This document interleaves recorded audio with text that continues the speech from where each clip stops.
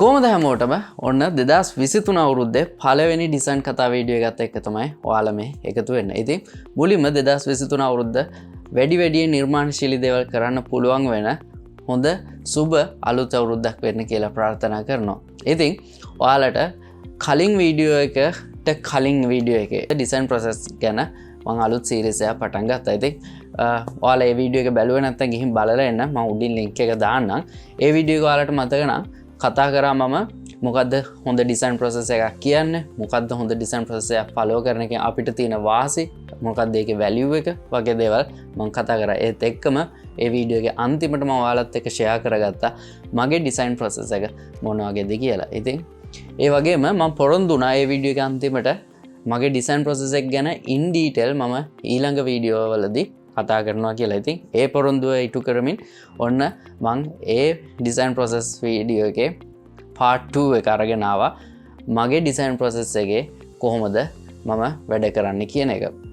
ඉතින් මගේ design process එක ඔයාලට මතක නම් මම ඒක කොටස් 5කට කඩලා තිබ්බා. එතනින් පළවෙනි එක තමයි ඩිස්කවරි සෙෂන් එක කොහොමද මම කරන්නේ කියන එක. ඉතින් මේ වීඩියෝ එකෙන් මම කතා කරනවා කොහොමද ක්ලයන්ට් කෙනෙක් මට අප්‍රෝච් කරාට පස්සේ මම එයාව මුලින්ම හැන්ඩල් කරන්නේ කොයි විදිහටද, මම ක්ලයන්ට් ගෙන් කොයි විදිහටද හොඳ ඩිසයින් බ්‍රීෆ් එකක් අරගන්නේ, ඊට පස්සේ මම කොහොමද ක්ලයන්ට් ප්‍රොපෝසල් එකක් එහෙම නැත්නම් ඇග්‍රීමන්ට් එකක් යවන්නේ, ඊට පස්සේ ඒකෙන් ක්ලයන්ට් ගේ අප්‍රූවල් එක ගන්නේ කොහොමද, ඒකට මම යූස් කරන සොෆ්ට්වෙයාර් මොනවද කියන දේවල් මම ඔයාලත් එක්ක ෂෙයා කරගන්නවා. ඉතින් එහෙනම් වෙනද වගේම මේ වීඩියෝ එක ඉවරනකම් මාත් එක්ක එකතු වෙන්න. මම ධනංජය ගුණතිලක මේ ඩිසයින් කතා.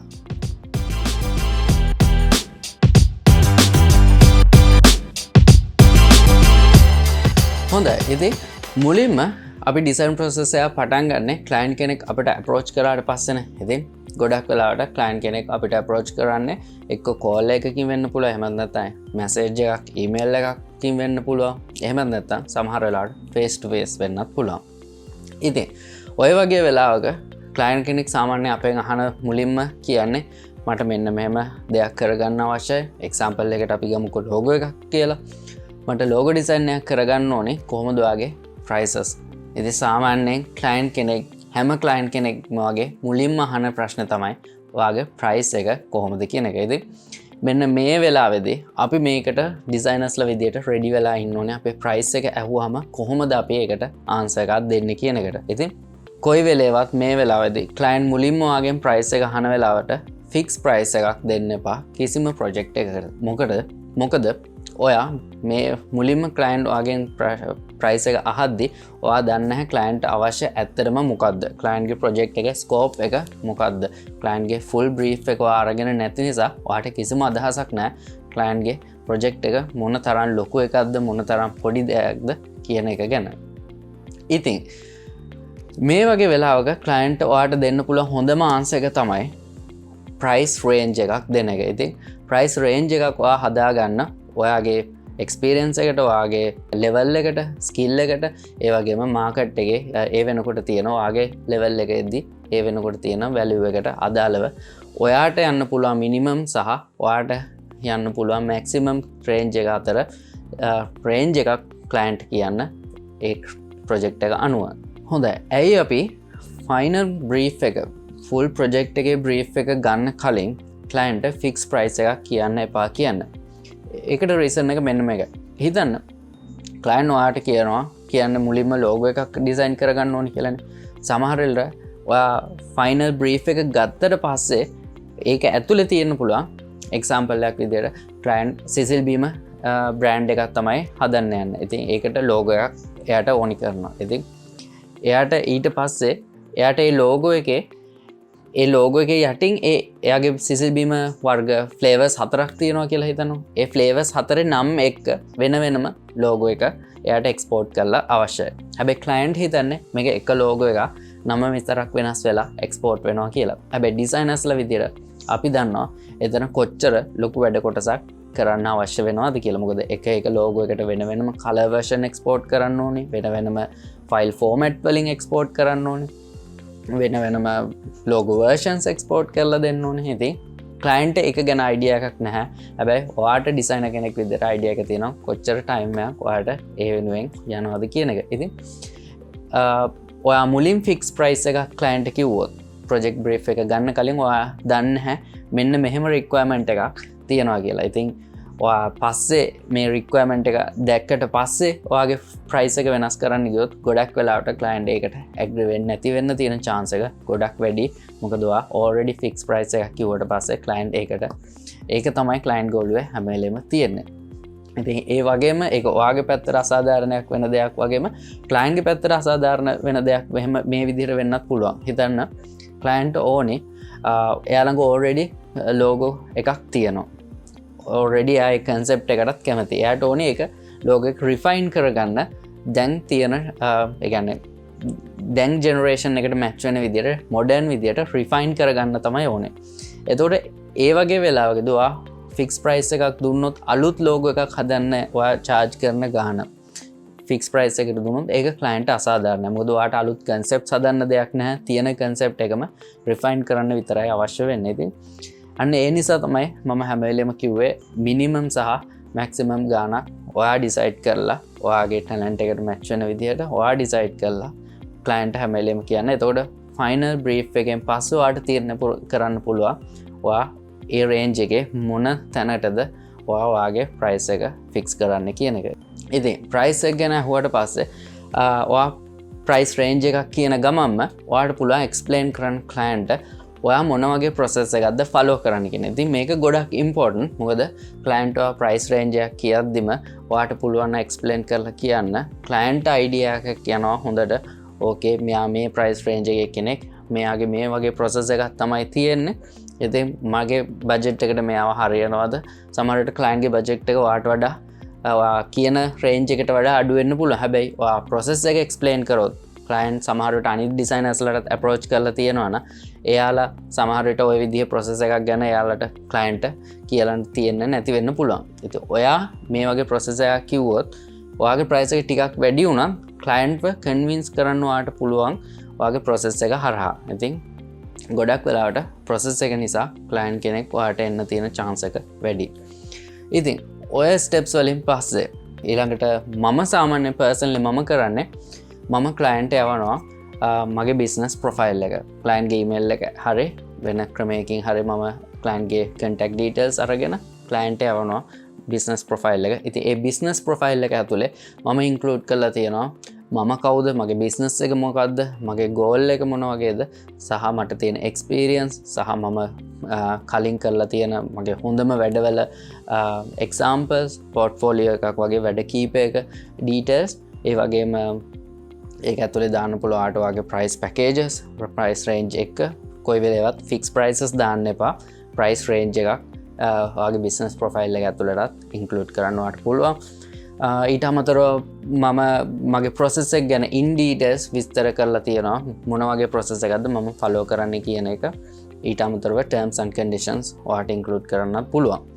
ඉතින් මේ බිස්නස් ප්‍රොෆයිල් එක මම එක ප්‍රොජෙක්ට් වලට වෙන වෙනම හදලා තියෙනවා. කියන්නේ එක්සැම්පල් එකක් විදිහට මට වෙබ් ඩිසයින් ප්‍රොජෙක්ට් එකක් આવොත් මම ඒකට යවන්න වෙනම බිස්නස් ප්‍රොෆයිල් එකක් හදලා තියෙනවා. ලෝගෝ ප්‍රොජෙක්ට් එකක් આવොත් ඒකට වෙනම ප්‍රොෆයිල් එකක් හදලා තියෙනවා. ඉතින් ඔයා ෆ්‍රීලාන්ස් කරන්නේ බිස්නස් එකක් විදිහට නම් ඔයාට පුළුවන් බිස්නස් ප්‍රොෆයිල් එකක් තියාගන්න මේ විදිහේ. එහෙමත් නැත්නම් ඔයා කරන්නේ ඉන්ඩිවිජුවල් ෆ්‍රීලාන්සර් කෙනෙක් විදිහට නම් ඔයාට පුළුවන් ඔයා ළඟ මේ දේවල්ම ඉන්ක්ලූඩ් කරලා හදපු කේපබිලිටි ඩෙක් එකක් තියාගන්න. ඉතින් කේපබිලිටි ඩෙක් එකක් ගැන කතා කරනකොට ඔයාට කේපබිලිටි ඩෙක් එකක් කොහොමද හදාගන්න කියලා හොඳම වීඩියෝ එකක් තියෙනවා. ඔයාලා දන්නවා බ්ලේස් channel එකේ චරිත් පිරසූරිය අයියා කරලා තිබ්බා. මම දැක්කා, මම ගිහින් බැලුවා.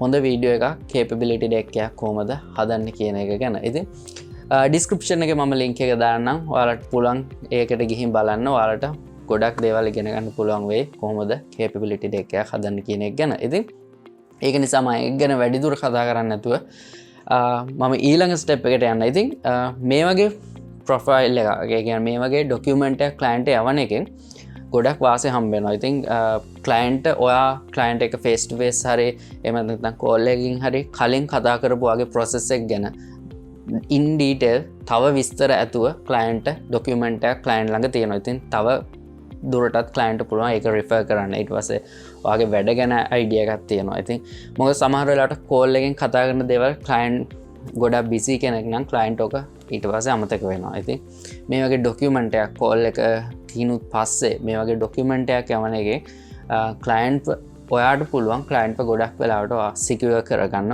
ඒ ප්‍රොජෙක්ට් එකට. ඉතින් ඊළඟ ස්ටෙප් එක තමයි හොඳ ඩිසයින් බ්‍රීෆ් එකක් කොහොමද අපි අරගන්නේ. ඉතින් මේකට මම යූස් කරන්නේ already මම හදලා තියෙනවා එකින් එක ප්‍රොජෙක්ට් එකට හරියන විදියට questionnaire forms. ඉතින් ගොඩක් වෙලාවට මේවා මම කලින් හදලා තියාගෙන ඉන්නවා. සමහර වෙලාවට එන ක්ලයන්ට්ගේ හැටියට මම ඒකට අලුතෙන් ප්‍රශ්න දෙක තුනක් ඇඩ් කරන්නත් පුළුවන්. ඉතින් මම මේකට යූස් කරන්නේ Google Forms. ඉතින් paid versions අවශ්‍ය නැහැ.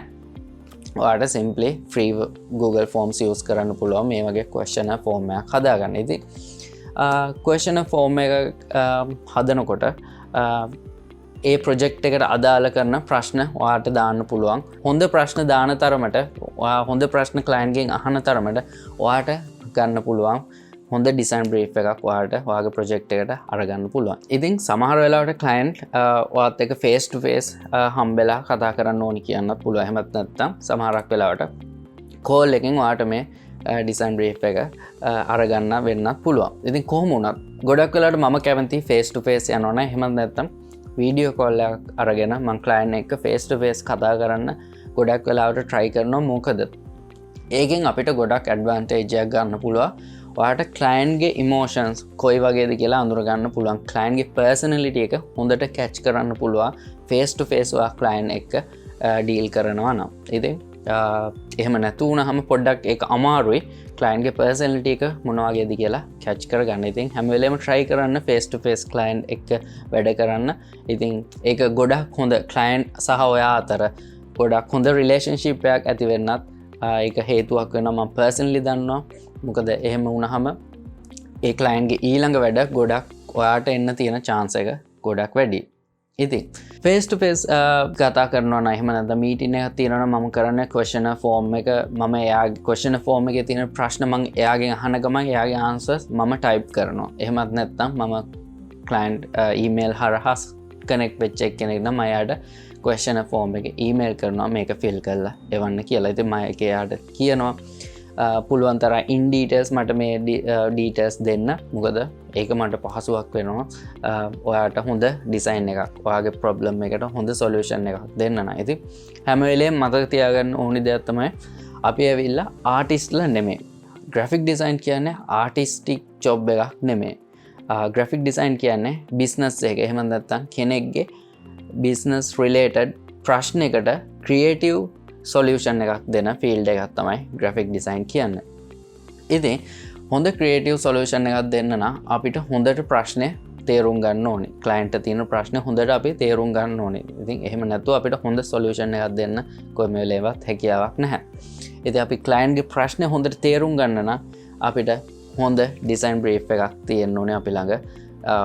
ක්ලයන්ට්ගේ ප්‍රශ්නේ මොකක්ද කියලා තේරුම් ගන්න. ඉතින් ඒ ප්‍රොජෙක්ට් එකට අනුව ඩිසයින් බ්‍රීෆ් එක ගන්නකොට අහන්න ඕනි ප්‍රශ්න වෙනස්. ඉතින් එක්ස්පීරියන්ස් එකත් එක්ක ඔයාලට තේරෙනවා මොනවාද මම අහන්න ඕනි ප්‍රශ්න. ඉතින් ඒ වගේ දේවල්. ඉතින් මම ඔයාලට ඊළඟ වීඩියෝ එකේ ඉඳන් මම පෙන්නන්නම් මගේ ඩිසයින් බ්‍රීෆ් එකක තියෙන ප්‍රශ්න මොන වගේද මොන විදිහට මොන වගේ ප්‍රශ්නද මම අහන්නේ කියන එකත් ඉස්සරහට මම ඔයාලත් එක්ක ෂෙයා කරගන්නම්. ඉතින් ඔයාලට දැන් බලන්නත් පුළුවන් මොන වගේද බ්‍රීෆ්ලි මං අහලා තියෙන ප්‍රශ්න ඩිසයින් බ්‍රීෆ් එකක කියලා. හොඳ ඩිසයින් බ්‍රීෆ් එකකින් පස්සේ ඊළඟට තියෙන්නේ ඇග්‍රීමන්ට් සයින් කරන්න. ඉතින් මේක must do part එකක් ඔයා ප්‍රොෆෙෂනල් ග්‍රැෆික් ඩිසයිනර් කෙනෙක් නම්. හොඳට මතක තියාගන්න ඇග්‍රීමන්ට් එකක් සයින් කරන එකේ ක්ලයන්ට්ගේ පැත්තට වගේම ඔයාගේ ඩිසයින් එක පැත්තටත් දෙපැත්තටම වාසි තියෙනවා. එකක් ඔයා ප්‍රොෆෙෂනල් ඩිසයිනර් කෙනෙක් කියන එක පෙන්නන්න පුළුවන් හොඳ විදිහක් තමයි ක්ලයන්ට්ට ඇග්‍රීමන්ට් එකක් සයින් කරන එක. සමහර ක්ලයන්ට්ලා කැමති නැහැ ඇග්‍රීමන්ට් සයින් කරන්න. ඉතින් එහෙම ක්ලයන්ට්ලා අපිට අවශ්‍ය නැහැ කියන තැන තමයි මම ඉන්නේ. මොකද ඇග්‍රීමන්ට් එකක් සයින් කරලා ප්‍රොෆෙෂනලි වැඩක් ස්ටාර්ට් කරන්න බැයි නම් ඒ කියන්නේ ඒ ක්ලයන්ට් ප්‍රොෆෙෂනල් විදිහට වැඩ කරන්න කැමති කෙනෙක් නෙමෙයි. ඉතින් ගොඩක් රිස්ක් එකක් තියෙනවා ඒ වගේ ක්ලයන්ට් කෙනෙක් එක්ක ඔයා වැඩ කරන්න පටන් ගනිද්දී. ඉතින් ඇග්‍රීමන්ට් සයින් කරන්න මම යූස් කරන්නේ get accept කියන web based software එක. ඉතින් ඔයාලට පුළුවන් තව third party softwares තියෙනවා. ඉතින් ඔයාලට පුළුවන් බලන්න තව හොඳ softwares මීට වඩා තියෙන්න පුළුවන්. මම use කරන්නේ get accept එක. ඉතින් ඒකෙදි මම already හදපු document එකක් ඒකට දාලා ඒක through තමයි මම client send කරන්නේ. ඉතින් client පුළුවන් එතකොට ඒ document එක refer කරලා ඒකෙම online ම sign කරලා මට එවන්න.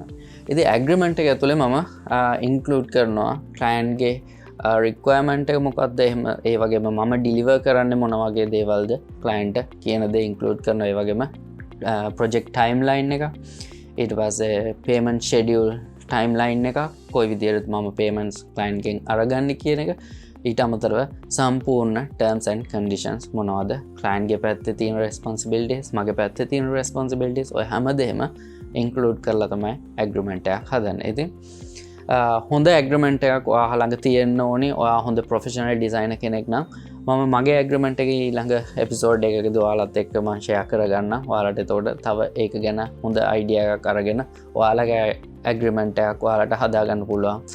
මගේ agreement එකේ තියෙන දේවලුත් එකතු කරලා වෙනස් කරලා ඔයාලට හරියන විදිහට. ඉතින්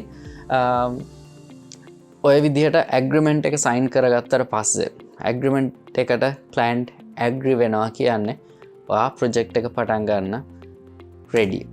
ඉතින් ඔයාට ඊළඟට තියෙන්නේ agreement එකේ හැටියට advance payment එක අරගෙන client ගේ project එක start කරන්න. ඉතින් හැම වෙලේම advance payment එකක් අරගන්න project එක පටන් ගන්න කලින් තව දෙයක් මට කියන්න අමතක වුණා. agreement එකේදී ඔයාගේ agreement එකත් එක්ක මම කරන දෙයක් තමයි මම final invoice එක එහෙම නැත්නම් final quote එකක් client යවනවා. අපි agreement step එකට එනකොට අපි client ගෙන් full brief එක අරන් ඉවරයි. එතකොට ඔයාට idea එක තියෙනවා client ගේ project එක මොන වගේ project එකක්ද, කොයිතරම් ලොකු scope එකක් තියෙන project එකක්ද කියන එක. ඉතින් මම ඔයාට මුලින් කිව්වනේ කොයි වෙලේවත් client project එකේ full final brief එක ගන්න කලින් client final price එකක් දෙන්න එපා කියලා. හැබැයි මේ වෙලාවේදී ඔයාට පුළුවන් client final price එකක් කියන්න. මොකද ඔයා full project එකේ brief එක අරගෙන තියෙන නිසා.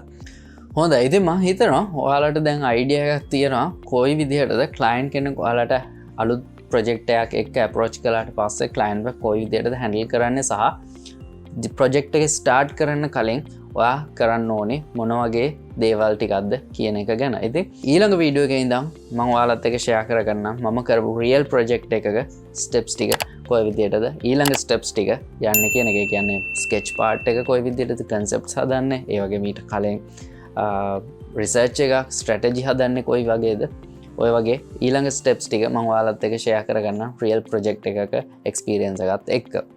ඉතින් එහෙනම් වෙනද වගේම නිර්මාණශීලී දේවල් හිතන්න, නිර්මාණශීලී දේවල් කරන්න පුළුවන් වෙන්න කියලා ප්‍රාර්ථනා කරන ගමන්ම මම ගිහින් එන්න. මම දනංජය ගුණතිලක මේ design කතාව.